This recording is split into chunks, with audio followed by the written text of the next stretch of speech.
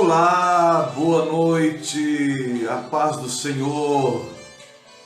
Como foi o seu domingo? Como foi o Dia dos Pais? Todo mundo recebeu presente, todo mundo recebeu mensagens, todo mundo pôde almoçar, um almoço delicioso ontem em celebração. Muitos pais não puderam estar junto dos seus filhos devido à distância e devido à pandemia que estamos cruzando. Muitos pais não puderam receber a saudação dos seus filhos porque eles já não estão conosco. Como no meu caso, meu pai faleceu há 13 anos. Suas lembranças vêm na memória, a gente lembra muita coisa boa, ensinada por ele.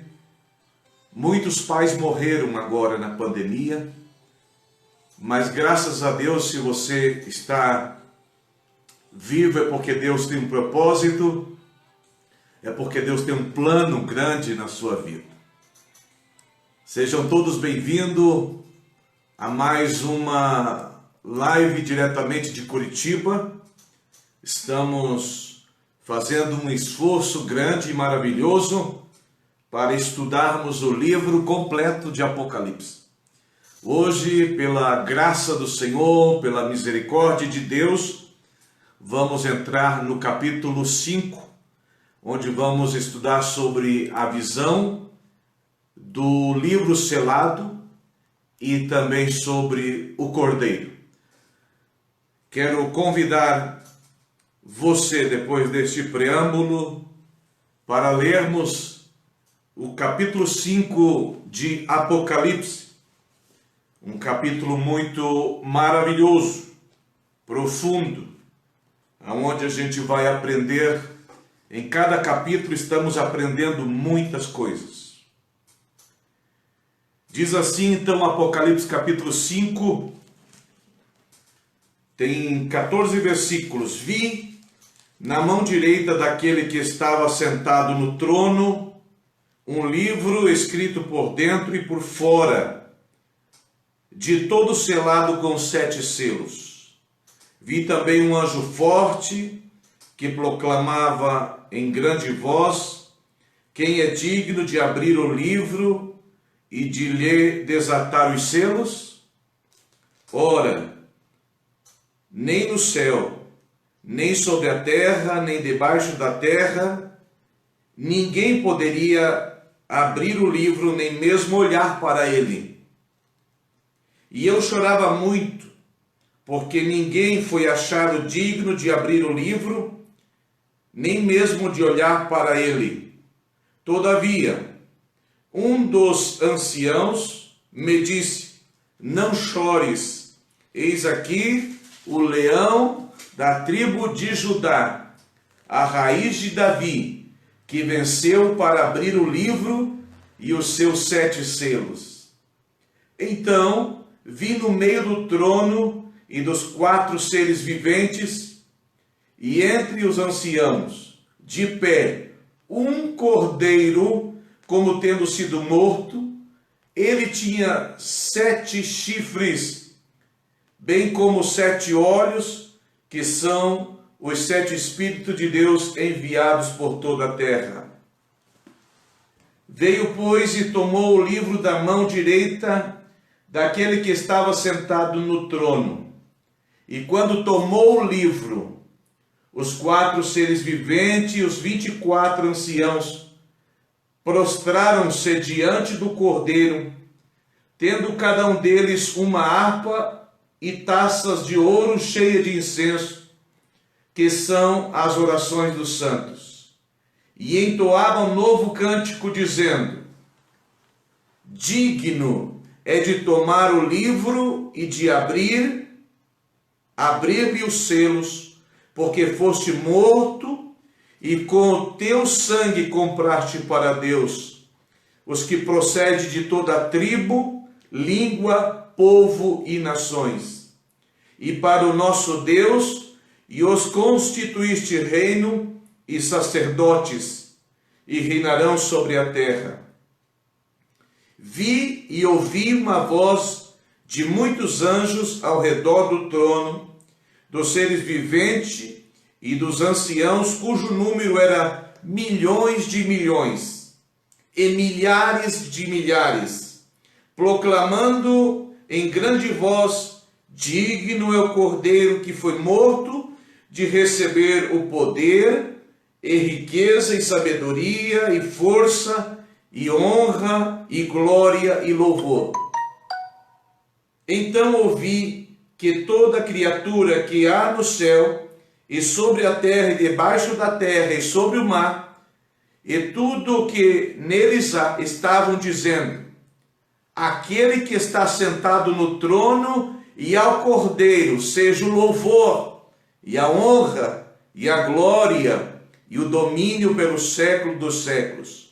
E os 4 seres viventes respondiam: amém. Também os anciãos prostraram-se e adoraram. Apocalipse capítulo 5, que é a nossa videoaula número 7.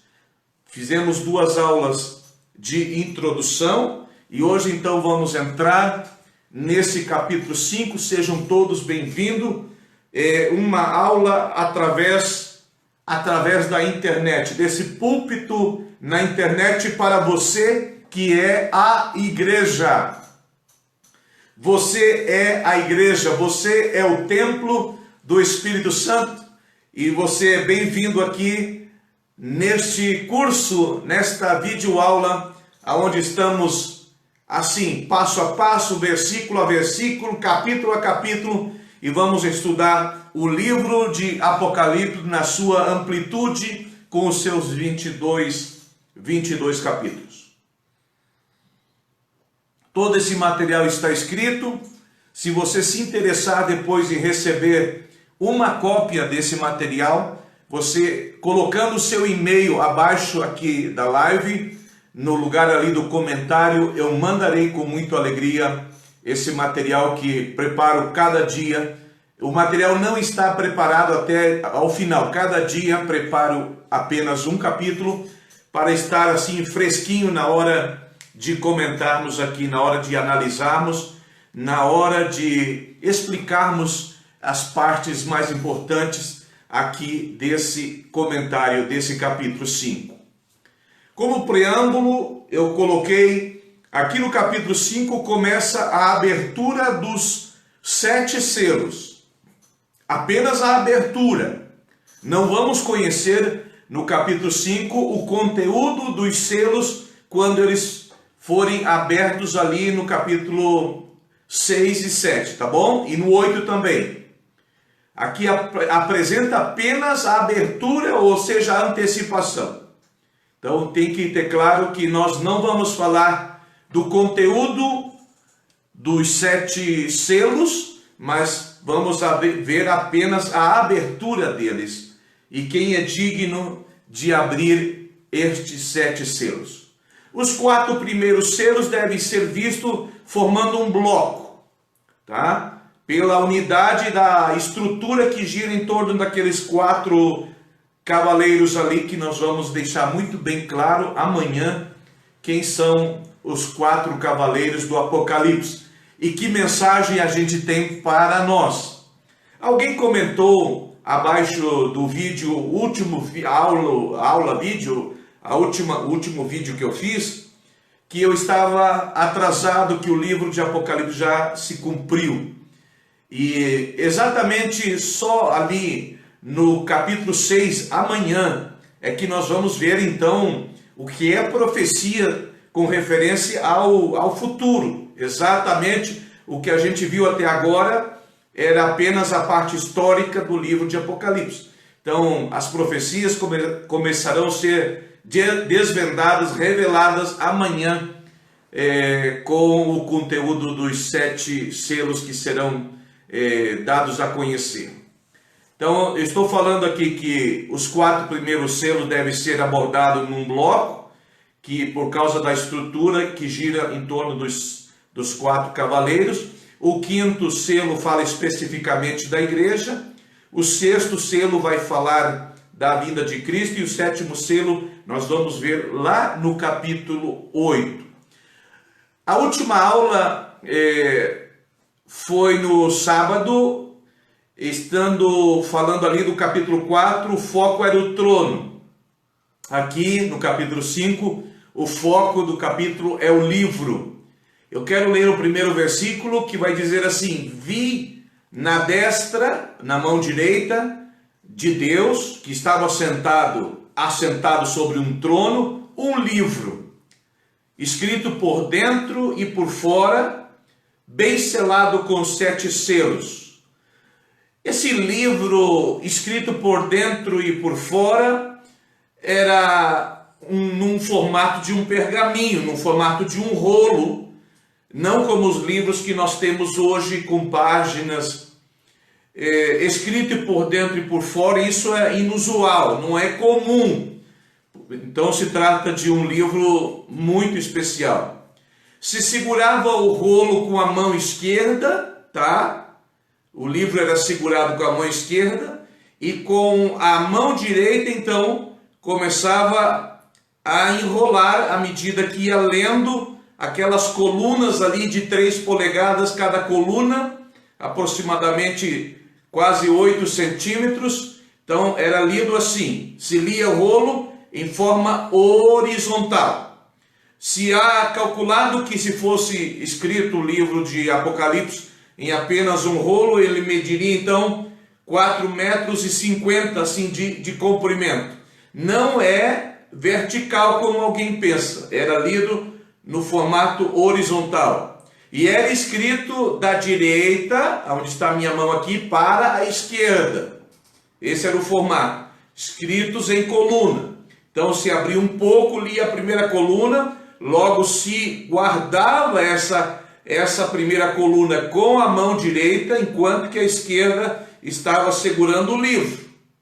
Lia a primeira coluna, guardava, logo cedia um pouco mais de espaço, vinha a segunda coluna, e assim sucessivamente até ler por completo o rolo. Assim era feito naquela época. Então diferente de uma Bíblia que nós temos, né, que é nesse formato assim, da esquerda para a direita. Naquele tempo era ao contrário, era da direita para a esquerda. Como eu tenho aqui, permita mostrar, um Alcorão do islamismo. Esse Alcorão, ele também está nesse formato que é lido de trás para frente, tá certo? De trás para frente. Se fosse comum, seria assim, de frente para trás, como nós estamos acostumados. Então esse era o formato que se lia o livro, essa era a posição que se segurava aquele rolo. Um livro escrito por dentro e por fora, então era um livro totalmente diferente do que João estava acostumado a ver. Esse livro estava selado com 7 selos. Como era essa questão dos 7 selos? Cada livro nessa época era selado com 7 selos. Isso na lei, nos documentos do Império Romano era feito assim. Cada selo era feito com uma corda, amarrada com uma corda. Nesse caso então teria 7 cordas, 7 pedaços de corda amarrando esse pergaminho, e em cima do nó era derretido cera. Esse era o selo, e depois como que apertava, carimbava o anel da autoridade que o selava, em cima do nó. Então essa é a maneira de nós entendermos como se fazia um documento, um testamento, um contrato de compra e venda de uma propriedade. Quando era guardado, era dado 7 nós, com 7 pedaços de corda, e em cima do nó era derretido então a cera, tá? Podia até ter alguma cor nessa cera, e depois então, enquanto ela estava molinha, a cera, sobre o nó se apertava um anel ou um ferro, um metal que deixavam uma marca sobre este selo feito de cera. E assim era guardado, e assim estava protegido esse documento, e ninguém podia violar, abrir esse documento se não fosse o titular daquele documento. Então, eu estou explicando como que era os 7 selos, era feito então sobre essas cordas que segurava o rolo, tá? Muito bem seguro. O rolo estava na mão do Pai, conforme a gente vai ver nos próximos versículos. Foi Jesus quem pegou o livro da mão do Pai. O livro só poderá ser desenrolado e lido quando forem rompidos os 7 selos, quando forem quebrados os 7 selos. O conteúdo do rolo não poderá ser conhecido enquanto não for rompido o 7º selo. Então tinha que abrir os 7. Interessante que o livro estava escrito por fora e por dentro, mas para você conseguir abrir ele nesse formato que eu mostrei, que você segura com a mão esquerda e com a mão direita, à medida que abre, você vai guardando novamente, tá? É exatamente como estamos explicando aqui, amarrado, selado, para poder conseguir ler o conteúdo do livro, tinha que abrir os 7 selos, senão era impossível abrir o livro completo, tá certo? Versículo 2: vi também um anjo forte, clamando com grande voz: quem é digno de abrir e de romper os seus selos? A gente não sabe quem é esse anjo forte. Alguns sugerem que é Gabriel, como um anjo forte, mas não estou afirmando, é apenas uma sugestão, que pensam que esse anjo forte é Gabriel, e ele então com grande voz, com voz forte, ele faz essa pergunta: quem é digno de abrir o selo e romper os seus, quem é digno de abrir o livro e romper os seus selos, tá?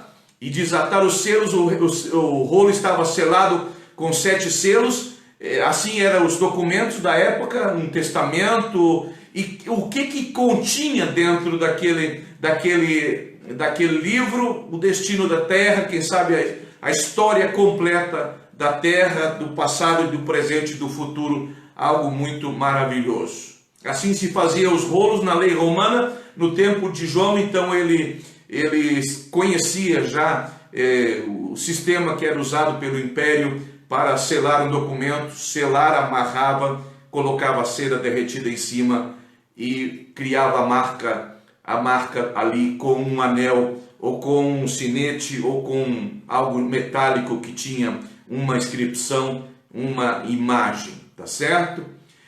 Versículo 3, capítulo 5: e ninguém no céu, nem na terra, nem debaixo da terra podia abrir o livro, nem olhar para ele.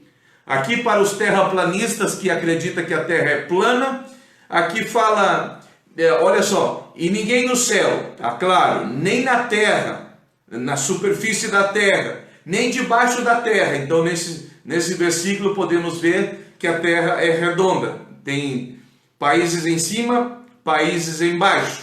Nem debaixo da terra podia abrir o livro, nem olhar para ele. Nenhuma criatura tinha essa condição de fazer isso. Ninguém podia abrir o livro. João nos diz que o anjo não encontrou ninguém que fosse digno para romper os selos e desenrolar o livro do destino. É o conteúdo que nós vamos ver amanhã. Versículo 4, João vai descrever: e eu chorava muito. João chorava muito, porque não fora achado ninguém digno de abrir o livro, nem de olhar para ele. Olha só, nem de olhar. Não havia ninguém capacitado, ninguém digno nem de olhar para o livro. Imagina de quebrar, imagina de desamarrar o nó, imagina em destruir os selos para ver o seu conteúdo. Não havia no céu e na terra, e João chora muito. João aqui se emociona e fica triste ao ver que não havia ninguém digno de desatar os 7 selos. Quando ele está chorando, o versículo 5 vai dizer então: e disse-me um dentre os anciãos, não é um anjo, é um ancião. Não chores, eis que o leão da tribo de Judá, a raiz de Davi, venceu para abrir o livro e romper os 7 selos. Eu estava lendo no dia de hoje a respeito de quem poderia ser aqueles 24 anciãos. Eu falei na aula passada que alguém pensa que são os 12 patriarcas e mais os 12 apóstolos, tá? Formando então um total de 24. Eu li na tarde de hoje que existe também uma crença, uma teoria, que poderia ser os 24 escritores do Antigo Testamento, ainda que ali figura 39 livros, mas não há 39 escritores para o Antigo Testamento, visto que os 5 primeiros livros, o Pentateuco, foi escrito por Moisés. Possivelmente também o livro de Jó, que é um dos livros mais antigos, foi escrito por Moisés. Aí você faz a conta ali, tem 12 profetas menores, ali são 12, mais os 4 profetas maiores, tá? Moisés, já vai colocar Salomão, vai colocar Davi, enfim, vai chegar num total de 24 escritores do Antigo Testamento. Mas isso são suposições, ninguém sabe de fato quem são esses 24 anciãos. Mas um dele então, chega para João e diz: olha, não precisa chorar, você não viu ninguém digno, mas eu vou te mostrar agora, eu vou te apresentar o leão da tribo de Judá, a raiz de Davi, que venceu para abrir o livro e romper os 7 selos. Que maravilhosa visão! Então João começa a entender quem é digno de abrir o livro, quem venceu para abrir o livro. A vitória de Cristo na cruz possibilita a nossa vitória e habilitou Jesus para romper os 7 selos e revelar os acontecimentos que nós vamos começar a ver os detalhes amanhã no capítulo 6. A capacidade para abrir o livro não é uma questão de força, porque, como eu falei no início, está selado com corda e cera, era muito fácil de quebrar aquele selo e tirar aquela cera e a desatar aquele nó e abrir aquele selo ali. Mas não é uma questão de força, não é uma questão de posição, mas é uma questão de vitória moral. E quem teve essa vitória moral foi Jesus, que conquistou ali na cruz do Calvário com a sua morte. Ele venceu a morte, ele venceu o pecado, ele venceu Satanás com a sua morte. Aí essas figuras, o leão da tribo de Judá, é extraído lá de Gênesis capítulo 49, versículo 9, quando Jacó estava proferindo as bênçãos finais sobre a vida dos seus filhos. Quando chegou em Judá, ele disse que a bênção de Judá seria igual que a do leãozinho, tá? E foi-lhe prometido que o cetro, o comando, nunca se afastaria da sua tribo. E quando a tribo de Judá marchava ou se acampava ali em frente do tabernáculo, ela ia com aquela bandeira, e a bandeira era um desenho de um leão. Então esse leão é muito conhecido na tribo de Judá, e Jesus é descendente dessa tribo, da tribo de Judá. Por isso ele é o leão da tribo de Judá. É claro que aquele leão que estava na bandeira era apenas um símbolo, uma figura, tá? E Jesus é a realidade desse símbolo, é o verdadeiro leão da tribo de Judá. Eu lia também na tarde de hoje que o leão é o melhor símbolo de Jesus, pela sua excelência do seu poder, porque o leão é poderoso, pelo seu espírito heróico, tá? O leão ele não tem medo de nada, ele enfrenta qualquer outro animal da selva, pelo seu principado, tá certo? O leão é o rei da selva. O que é um principado? O principado é um território de um príncipe. E o principado de Jesus é toda a terra. Ele tem o comando, o domínio, a soberania, está sobre os seus ombros. E 4, pela vigilância do leão. Diz que o leão não dorme com o olho fechado, ele dorme com o olho aberto. É o único animal que dorme com o olho aberto. Ou seja, se ele for surpreendido, rapidamente ele já está atento ao que está acontecendo. Nós, os seres humanos e os outros animais, precisamos fechar os olhos para se esquecer das atividades do dia a dia, das coisas corriqueiras, para poder se concentrar no sono, mas o leão dorme com os olhos abertos. O outro símbolo é a raiz de Davi. Esse título provém lá de Isaías 11:1 e versículo 10, que fala do tronco e da raiz de Jessé. Então Jesus é da raiz de Davi. Maravilhoso é esse símbolo. Versículo 6. Nisto vi, entre o trono e os 4 seres viventes, no meio dos anciãos, um cordeiro em pé. Incrível, aqui na terra, quando as pessoas querem falar e colocar no logo da sua empresa um animal forte, pode colocar o elefante, pode colocar o leão, né? Pode colocar uma águia como símbolo de força, de visão. Tem muitas empresas que têm a águia como símbolo, o leão como símbolo, o elefante como símbolo, tá? Mas ali no céu é ao contrário. Quando João vê o símbolo maior, o símbolo perfeito, claro que aqui não é o símbolo, aqui já é a realidade, ele vê um cordeiro em pé, como havendo sido morto. Como que João entendeu? João participou da morte de Jesus na cruz do Calvário. João ainda está vivo quando ele escreve o livro de Apocalipse.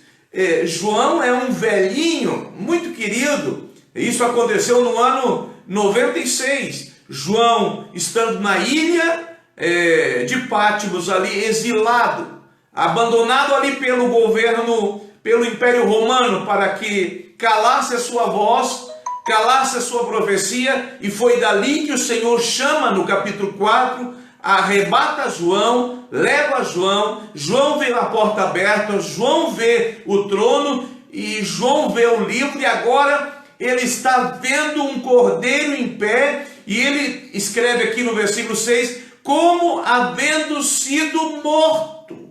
Isso aqui é maravilhoso. Eu não sei como que ele viu, se ele viu nesse cordeiro, me imagino que era um cordeiro branco, bonito, possivelmente manchado de sangue, para que João entendesse como que havia sido morto. E tinha 7 chifres e 7 olhos, que são os 7 Espíritos de Deus enviados por toda a terra. Então, esses 7 Espíritos nós já fizemos menção em outras videoaulas a respeito dos 7 Espíritos. Um cordeiro, o símbolo de um cordeiro para representar a Cristo é comum nas Escrituras. João faz menção, João Batista faz menção do cordeiro que foi morto desde a fundação do mundo.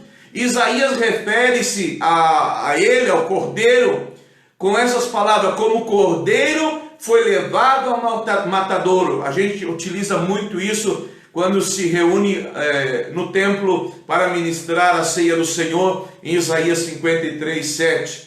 Como o cordeiro foi levado ao matadouro. E aí ele não abriu a sua boca.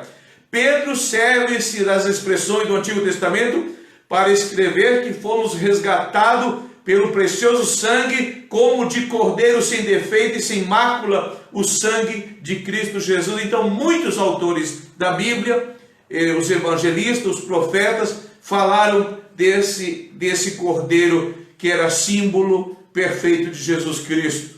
E Jeremias, eu não sei se você já conhece esse versículo de Jeremias, mas Jeremias aumenta a nossa compreensão desse símbolo em Jeremias 11:19.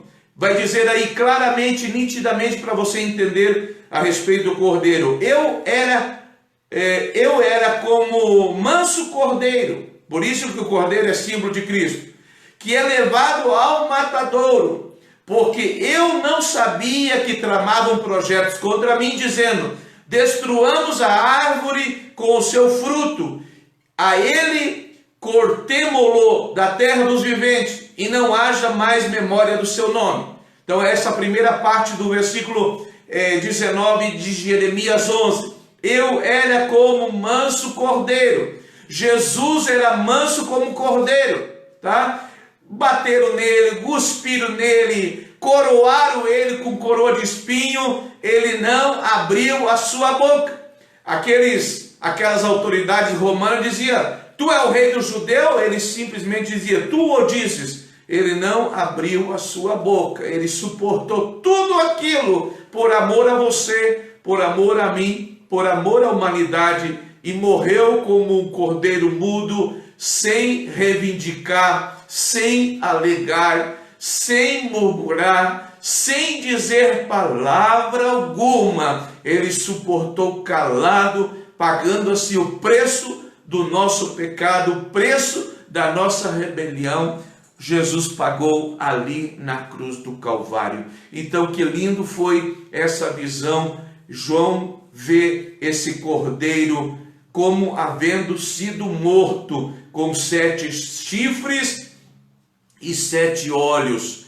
O cordeiro é mencionado 26 vezes no Apocalipse e se refere sempre a Jesus. Assim declara João Batista em Evangelho de João 1:29, naquele ritual simbólico do santuário do Antigo Testamento. O cordeiro era sacrificado no lugar do pecador e o seu sangue cobria, olha só, cobria o pecado daquela pessoa. Já no Novo Testamento, Jesus é a realidade daquela simbologia, e a diferença é que tira o pecado do mundo. João vai falar isso em João 1:29, que eu vou ler para você aqui. No dia seguinte, João viu a Jesus que vinha para ele para ser batizado, e João vai dizer assim: eis o Cordeiro de Deus que tira o pecado do mundo. Todos aqueles cordeiros do Antigo Testamento apenas cobriam o pecado, mas o verdadeiro cordeiro, que é Jesus,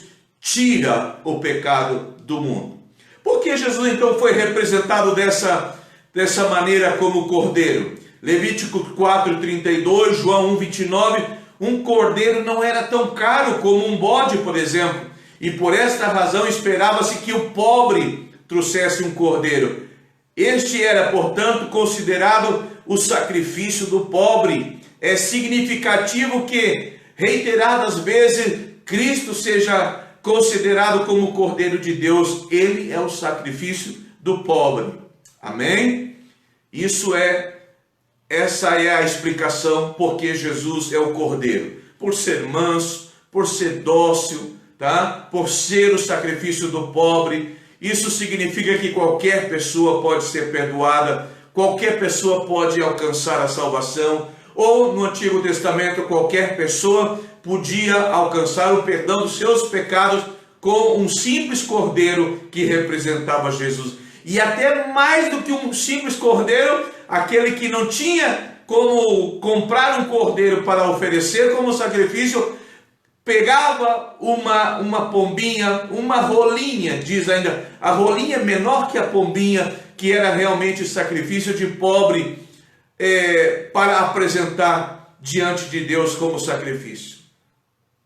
Os 7 chifres simbolizam o que na Bíblia? O chifre representa a força e o poder. Então, quando falar em chifre, não fique imaginando um animal cheio de chifre, mas apenas o símbolo de poder e de força. E Jesus tem força, tem muita força no mundo espiritual e no mundo físico, e no mundo da realidade que ele viveu.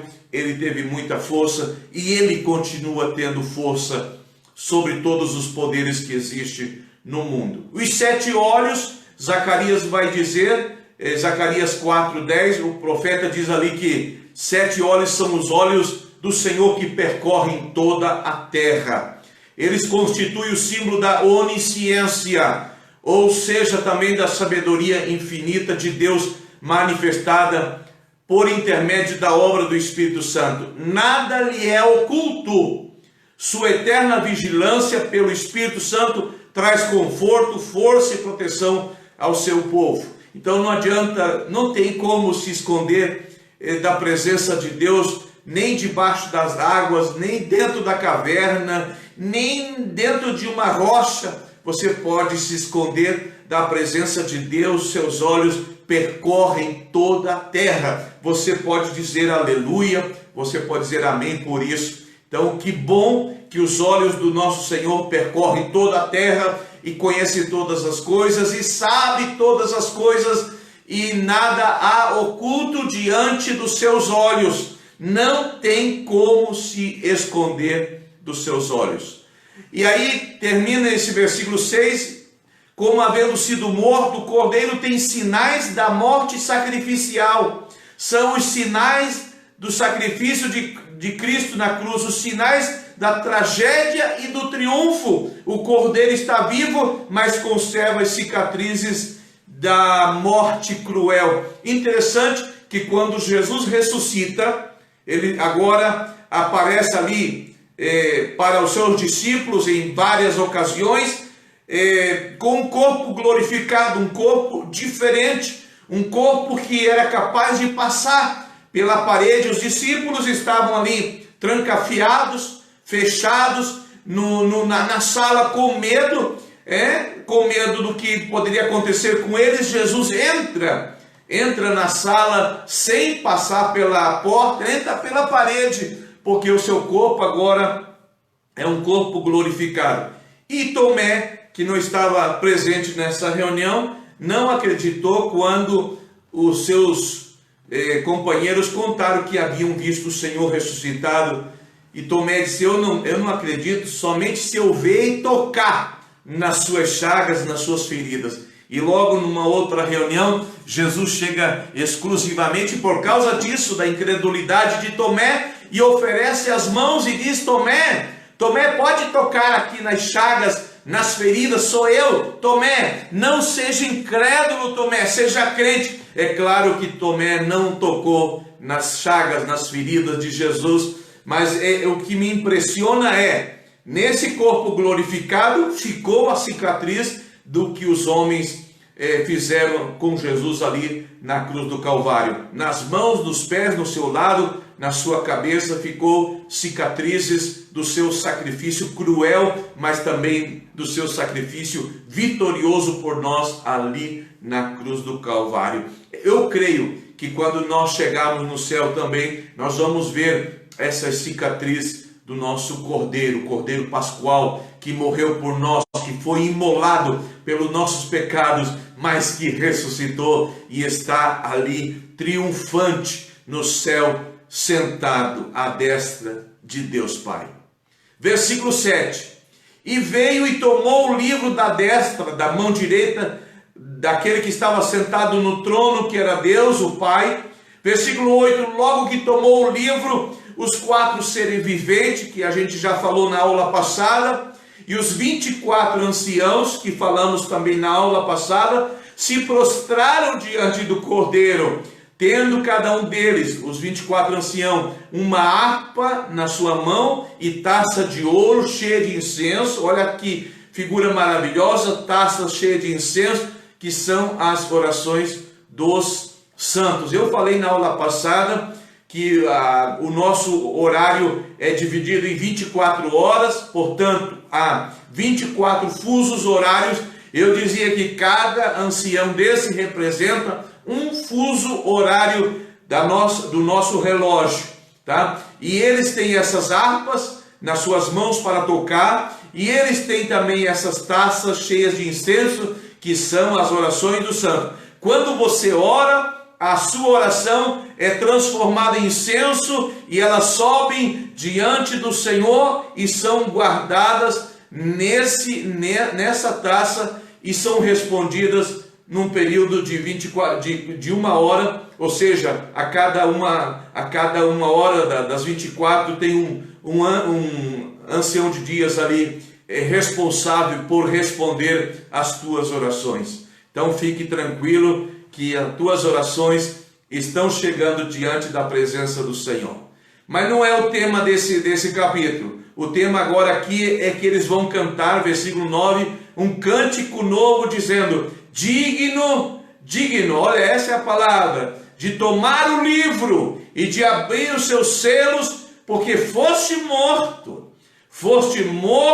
e com teu sangue compraste para Deus homens de toda a tribo, de toda a língua, de todos os povos e de todas as nações. Olha, o sacrifício de Cristo abrange a totalidade da terra, ele está vigente, ele está atual, ele é fresquinho, ele tem o mesmo poder de redimir de qualquer tribo indígena, de qualquer nação, de qualquer povo, de qualquer língua debaixo aqui do planeta Terra, tem essa abrangência. Digno, eles cantavam, digno é o Cordeiro de tomar o livro e abrir. Eu falei que não é devido à força, nem devido à capacidade, mas devido à dignidade moral. E Jesus teve essa dignidade porque foi o único que morreu desse jeito como foi morto ali na cruz do Calvário. Digno és porque o teu sangue compraste, segundo Apocalipse 5, somente Jesus sabe quem será salvo e quem irá se perder. Ele, somente Ele pode ler os corações e compreender quem de verdade é seu. Ninguém de nós aqui, por mais estudado que a gente possa ser, tem capacidade de saber isso, mas somente o Cordeiro tem essa capacidade. No capítulo 4, os 24 anciãos louvavam a Deus por sua obra da criação. No versículo 11 vai falar isso. E aqui no capítulo 5, eles dirigem o seu louvor a Jesus pela obra da redenção. Duas grandes obras. Obra da criação, segunda obra, obra da redenção. Versículo 10. E para o nosso Deus nos fizesse reino e sacerdote, e eles reinarão sobre a terra no milênio com Jesus Cristo. Versículo 11. E olhei e vi a voz de muitos anjos ao redor do trono e dos seres viventes e dos anciãos. E o número deles era miríades de miríades. Ninguém sabe que número é esse, mas é milhões de milhões. Ou seja, é incontável a quantidade de anjos que estão ali no céu adorando ao Senhor em volta do trono e estão a serviço nosso. Versículo 10, estamos analisando o capítulo 5. E para o nosso Deus o fizestes reino e sacerdote, e eles reinarão sobre a terra. Versículo 11, e olhei e vi a voz de muitos anjos ao redor do trono e dos seres viventes e dos anciãos, e o número deles era miríade de miríades. Eu estava dizendo, quando se cortou o vídeo, que ninguém sabe qual é essa quantidade de miríades e miríades, ou milhões e milhões, mas são muitos seres angelicais que estão a serviço do Senhor, adorando a Deus ali no céu, e também estão a serviço da igreja, a serviço daqueles que vão herdar a salvação. Então eles estão ao seu serviço. Você que é cristão, você que é servo do Senhor Jesus, eles estão cuidando de você, eles estão trazendo mensagem, eles estão recolhendo as orações, eles estão recolhendo lágrimas, eles têm muitas funções maravilhosas. Mas nesse capítulo 5 de Apocalipse, eles estão adorando ao Cordeiro, que João vê em pé, como que havia sido morto, mas glórias a Deus, havia ressuscitado também, e agora estava ali sendo louvado, porque foi achado digno de abrir aqueles 7 selos. É o que nós vamos ver amanhã, e começar a ler e a entender o conteúdo de cada selo, cada selo que será aberto, haverá uma revelação de acontecimentos que acontecerão com o futuro do mundo. Alguma pessoa disse que tudo já se cumpriu, Apocalipse é um livro cumprido. Não, muitas coisas se cumpriram já, tá certo? Muitas daquelas 7 cartas viraram apenas relíquia. A cidade, existe ali as ruínas, certo? Ali na Turquia, já não existem as igrejas, já não existe a cidade, mas tem muita coisa por se cumprir ainda do livro de Apocalipse. E esse louvor que nós vamos encontrar aqui no versículo 12, vai dizer assim, com grande voz diziam: digno é o Cordeiro que foi morto de receber o poder, a riqueza, e sabedoria, e força, e honra, e glória, e louvor. Esse é uma adoração de 7 partes, né? O número 7 aqui vai significar a perfeição e a inteireza. Vou ler de novo: poder, riqueza, sabedoria, força, honra, glória e louvor. Olha que cântico maravilhoso é esse que esses anjos, esses anciões e esses 4 seres viventes dão ao Senhor Jesus, aquele que foi morto, o Cordeiro que foi morto, de receber o poder. É o único que é digno de receber o poder, e ele mesmo diz que ele recebeu todo o poder no céu e na terra, toda a riqueza ele é digno de receber, toda a sabedoria ele é digno de receber, toda a força ele é digno de receber, toda a honra no mundo inteiro ele é digno de receber, toda a glória ele é digno de receber, e todo louvor é digno de receber. E os últimos versículos desta live, desse capítulo 5, é o versículo 13 e o versículo 14. Ouvi também a toda criatura que está no céu, na terra e debaixo da terra e no mar, e todas as coisas que neles há, dizendo: ao que está sentado sobre o trono e ao Cordeiro seja o louvor e a honra e a glória e o domínio pelos séculos dos séculos. Que maravilhoso louvor João pôde ouvir e escrever e deixar registrado. E os 4 seres viventes diziam amém, e os anciãos prostravam e adoravam. Assim termina o capítulo 5 de Apocalipse. É uma pena que houve um corte, mas eu vou unir essas 2 partes. E agora nós vamos orar por você que vai assistir esse vídeo na posteridade, tá certo? E vai ser abençoado se você compartilhar esse louvor, esse vídeo, esse texto, esse link. Que Deus te abençoe. Vamos ouvir essa música e vamos estar orando por você nesse momento.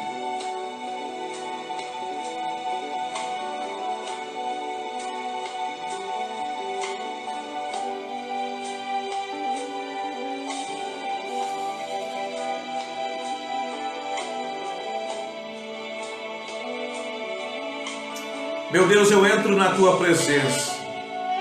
Eu te louvo, Senhor, por esse momento, por mais essa videoaula, por mais esse tempo aqui, Senhor, na internet, comentando, compartilhando informações, Senhor, encontrando coisas maravilhosas, bonitas, daquilo que foi revelado para nós.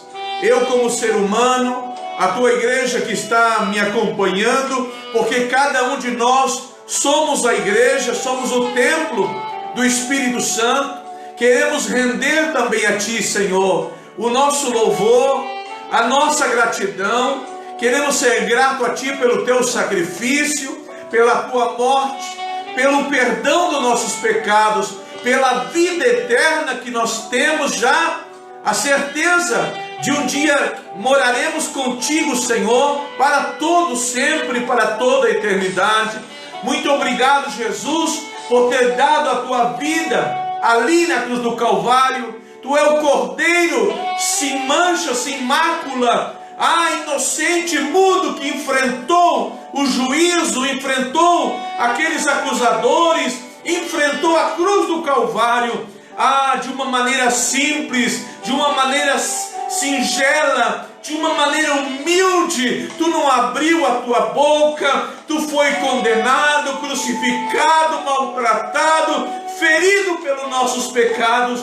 Hoje, Senhor, de maneira genuína, nós oferecemos o nosso coração, nós oferecemos a nossa vida, nós oferecemos o nosso louvor aqui da terra, porque Tu é o único digno de receber toda honra, toda glória, todo domínio, toda potestade no céu e na terra e no mar. Muito obrigado, Senhor, por essa pessoa que estava me acompanhando, apesar que fomos interrompidos por um pequeno momento, mas voltamos para concluir e para orar e para dizer, Senhor, que Tu é digno de toda honra, de toda glória, de todo louvor. Não somente os anjos cantam, não somente os cordeiros te louvam, a Tua igreja te louva, a Tua igreja te adora. Nós te adoramos, nós reconhecemos o Teu sacrifício, nós aceitamos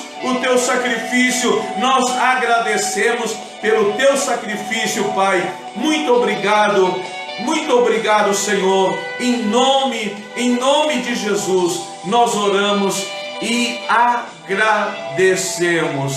Amém e amém. Muito obrigado pela sua audiência, pela sua assistência, por acompanhar esse curso de escatologia atualizada. Eu prometo unir essa parte desse vídeo que ficou para trás em um só vídeo e subir no YouTube e compartilhar o link para que você possa ouvir ele na íntegra depois, a hora que você puder. Também, se você está gostando desse conteúdo, compartilhe com alguém, faça o seu comentário. Se você quer esse conteúdo por escrito, deixa o teu e-mail, que eu vou mandando então para você, através do e-mail, cada aula que estamos ministrando aqui. A Deus toda honra, toda glória. Amanhã, neste mesmo horário, 21h30, estaremos aqui com o capítulo 6 de Apocalipse, mais uma live ao vivo, diretamente de Curitiba, para abençoar a tua vida. Cada live é um conhecimento a mais que vamos adquirindo para a glória de Jesus. Receba o meu abraço. Amém e amém. Até amanhã, então, em nome de Jesus.